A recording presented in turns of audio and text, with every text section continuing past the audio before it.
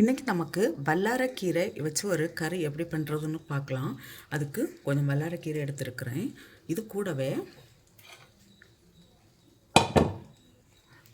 கொஞ்சம் துவரம் பருப்பும் கொஞ்சம் பாசிப்பருப்பும் சேர்த்து ஒரு அரை மணிக்கூர் போல் கொஞ்சம் மஞ்சள் தூளும் போட்டிருக்கேன், ஊற வச்சுருக்கிறேன். இதில் ஒரு சின்ன பீஸ் காயம்,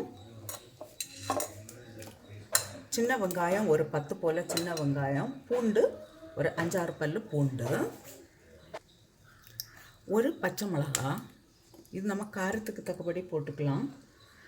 அப்புறம் இந்த வல்லாரக்கீரையும் இதில் போட்டு இப்போ நான் இதை ஒரு 2 விசில் வாரது வரை வேக வச்சு எடுக்கிறேன். இதில் நான் கொஞ்சம் சால்ட்டும் போடுறேன். இந்த பருப்பு வேகிற நேரத்தில் நமக்கு அதுக்கு ஒரு மசாலா ரெடி பண்ணலாம். அதுக்கு 1/2 கப்பு தேங்காய் எடுத்துருக்கிறேன், ஒரு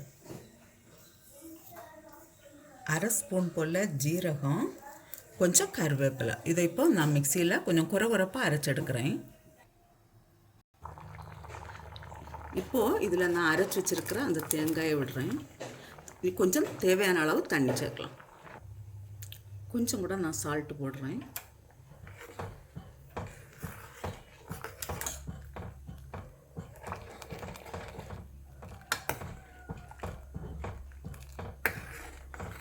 இப்போ இந்த கறி ஆயிடுச்சு. லைட்டாக கொதி வரைச்சில் நமக்கு இதை ஆஃப் பண்ணிடலாம். நான் இப்போ இதுக்கு ஒரு தாளிப்பு கொடுக்குறேன்.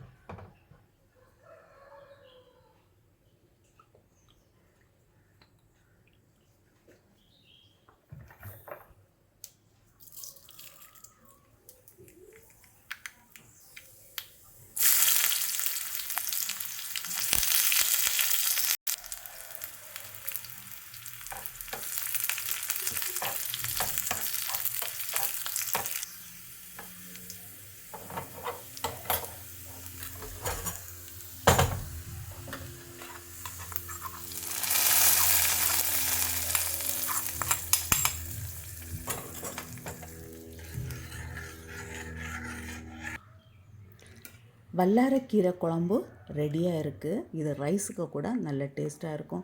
நீங்களும் இதே போல் செய்து பாருங்கள். செய்து பார்த்து உங்களுடைய கருத்துக்களை தெரிவிங்க.